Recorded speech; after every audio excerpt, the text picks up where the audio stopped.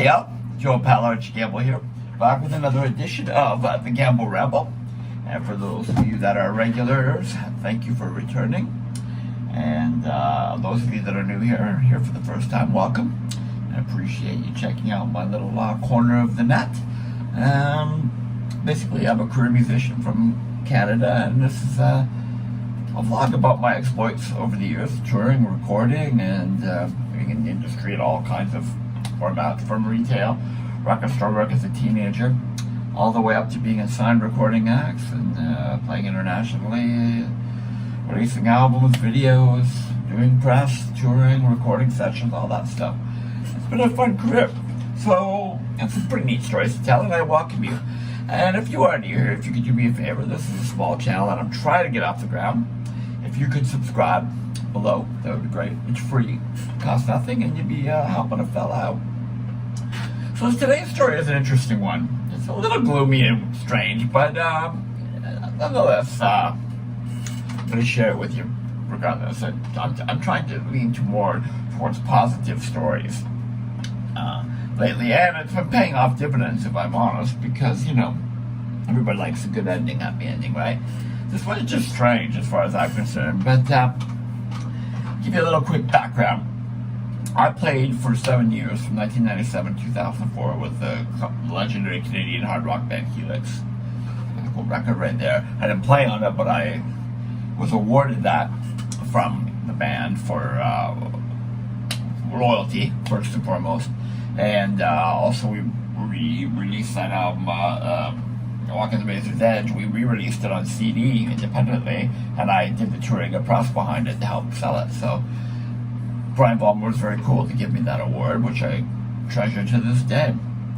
So it was a great gig, and you know, I got to do a lot of big classic rock festivals and tour with people like Alice Cooper and Vince Neil and all kinds of really cool stuff. So I loved it. It was a good gig, a lot of fun. So towards the end of the band, the last few years with the band, I also helped Brian with office duties and road managing. And in that capacity, I took care of stuff like, you know, I kind of online more than Brian was. Brian's a very busy person. He teaches vocals as well as writes and performs with Helix. He owns several rental properties. And I had more time to be online and stuff. So, you know, I would notify stuff in the pop culture that involved Helix. Like, for example, Trailer Park Boys mentioned Helix. I notified Brian, and I suggested he contact the director of the show, Mike Clattenburg, say thanks for the mention, and to send some t-shirts for the cast, which Brian did. That led to an invitation to him to appear on the show, and that led to an invitation to have a cameo in the 2 movies that they shot. So that was a happy ending from there. So I bring this up as relevance because I would help piece stuff together for Brian as co-manager, road manager, and friend and bandmate. Now, I don't remember exactly hearing about this, if I heard about it, told Brian, or Brian knew about it somehow. But the band Sum 41, who is also a Canadian band from Ajax, Ontario, which is up northeast of Toronto, up by Whitby in that area, they had covered the Helix classic Rock You for the soundtrack of a movie called Fubar, which is kind of a spoof movie of the 80s, based on a character who's, you know, stuck in the 80s kind of thing. But they did a version of this song, and it was, Rock You was a big hit for Helix. It was a heavy rotation on with Much Music and MTV in the States. Classic video, great song. So these guys covered that song, and I suggested to Brian, as I usually do, get in touch with them via their label or management, and, you know, just give them a thumbs up and a thank you. So Brian knew someone at their label, I believe, or the management company, but I believe it was the label. Forgive me for the fogginess. And wrote and said, "Hey, cool, I heard about the cover, thanks, you know, that's great." This guy wrote back and said, "Well, listen, the band's going to be playing Toronto like next week or whatever, next little while, the Toronto area, at a venue called the Hershey Center, and I believe it was in Mississauga. So it's kind of a homecoming show for them, because they're from basically the GTA, they're from the Toronto area. How would you like to get up and sing with them? you could do Rock You together. And they also had a spoof metal song called Pain for Pleasure, which was, basically at the time making fun of metal, because metal wasn't cool in 96 anymore when these guys were around, or whatever year it was, right? But the drummer would come up front and sing the Pain for Pleasure, and the singer would get behind drums, and they would kind of mock. They'd put on hair wigs and come over. All good fun. But, whatever. So Brian being a good trooper said, yeah, sure. And he said to me, he goes, you know what? Come with me. Because they might ask you to get up and play, learn the song. Not Rock You, which obviously I knew. He goes, learn Pain for Pleasure. He goes, and I'll say, well, can my drummer play as well, which was really cool of him. He goes, at the very least, we'll enjoy a concert, So, as I said, Brian's a very, very busy person. And it's a lucrative teaching practice. People are booked months in advance. So he wiped off his calendar that day. Brian, myself, and his wife Linda drove up to Mississauga to come for sound check, they told us, and we'll run through the song. So Brian and I arrived there probably about 3 or 4 o'clock, just before sound check.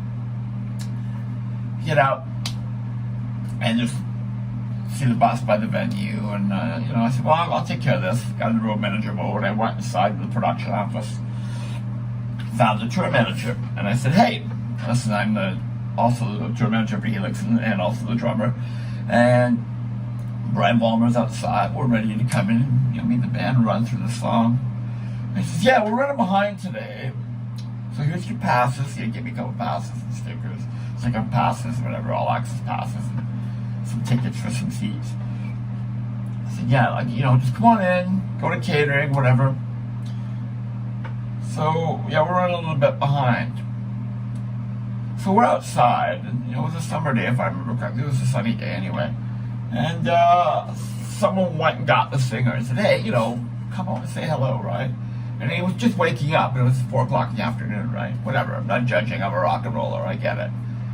And he came out, and the tour manager introduced him to Brian and us, and he gave them, this handshake, limp as could be. Couldn't be less friendly.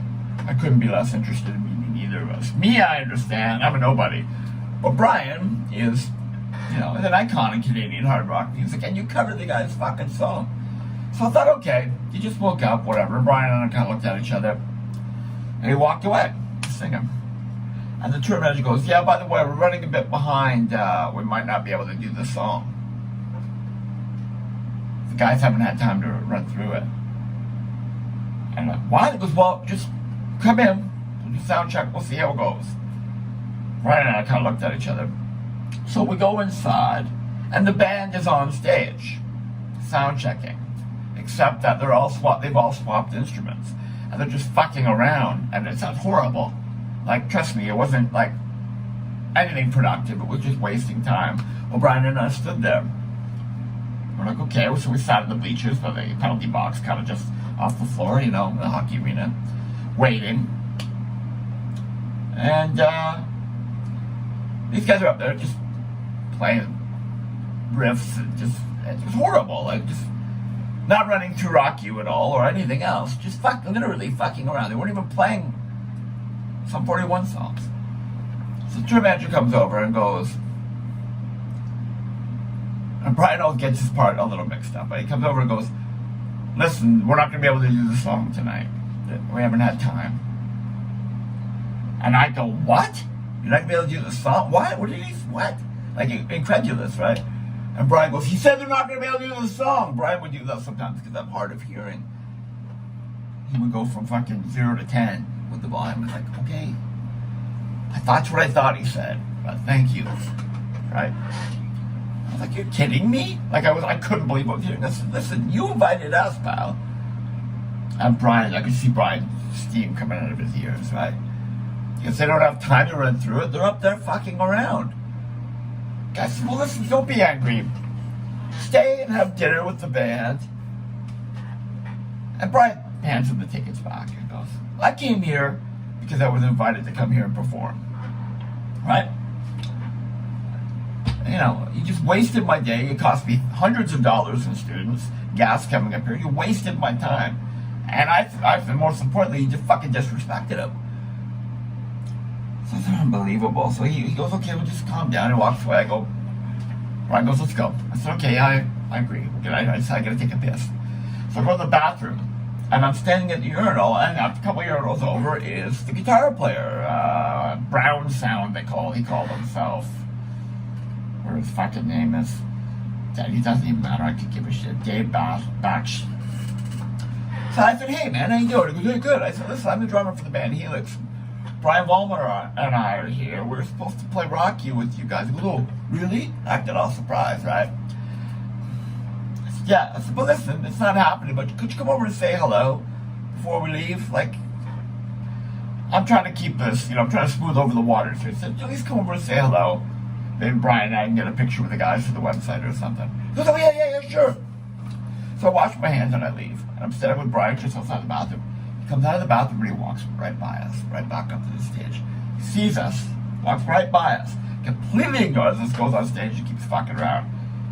I said, let's get the fuck out of here and fuck these fucking guys, So we went home.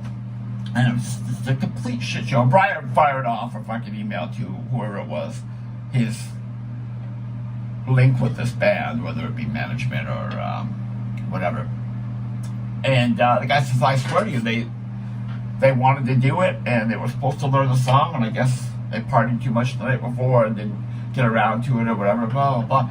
Still, no fucking excuse, and at least be a man and come over and apologize to Brian in person and be respectful to the guy that's been around and along at it far more longer than you ever will. I just couldn't believe the whole thing. I thought, okay, well, you know what? Whatever, the kids, let it go. So several years later, I'm at a Metallica show. This is like within the last, it was like 2016 or no. Not that long ago, like within the last 5 years. At a Metallica show. And with my nephew, and we're in the Snake Pit, and we got great backstage access. Hanging out in the lounge backstage and in the Snake Pit front of the stage. And after a while, my back started hurting. I'm getting older, and I said to my nephew, do you mind? He was having a blast, my nephew Steven. I said, do you mind if I go outside, get a breather? The show's almost over. I'll meet you right up front of the exit. I said, yeah, no problem. So I go out front, and I sit down on the bench. There's a bench out front. And who do I see come walk down the street but the singer from Sum 41, who I had met with his girlfriend. I thought, okay, maybe it was a bad day, whatever. I go, hey, Derek. He looks at me, pulls his hoodie down and keeps walking. I go, Derek. Starts walking faster. He keeps going like, no cameras. And I just started laughing, and I thought, you pompous little cunt. Like, I'm sorry. He is a fucking prick. And it's funny because he's got an autobiography out now. Good luck to him, A lot of people are going to dislike me for saying this, but I thought he was a complete asshole. I've met him twice, and I always give people a chance. Both times, he was a fucking jerk. So I posted something about this once a long time ago, and people I know in the industry came forward and just his defense and said, you don't know him, he's a good guy, he's had a rough life, and blah, blah, blah. Well, you know what? We've all had trauma and problems in our lives. You don't use that as an excuse to be rude to people. So, as far as I'm concerned, it's just a fucking Green Day ripoff anyway, right? I mean, they've had far more success than I've ever had and will ever have, and God bless them, that's great. But who cares? If you're a shitty human being, take your success and shove it up your ass, as far as I'm concerned. So, as I said, it's a story that's a bit negative, but at the same time, if I'm going to do this, I'm not always going to tell you about parties and backstage and hanging on tour buses and whatever, right? There's going to be stories like this about, the shitty people you will meet in the industry. And there's a lot of them. As many cool people as there is, there's also that. So there's my ramble for today. I'm sorry it wasn't a little more positive, but at least you learn. If you're a hero of this guy, don't meet your hero, because he's an asshole. Have a nice day, and Rock You, and two of the other people involved.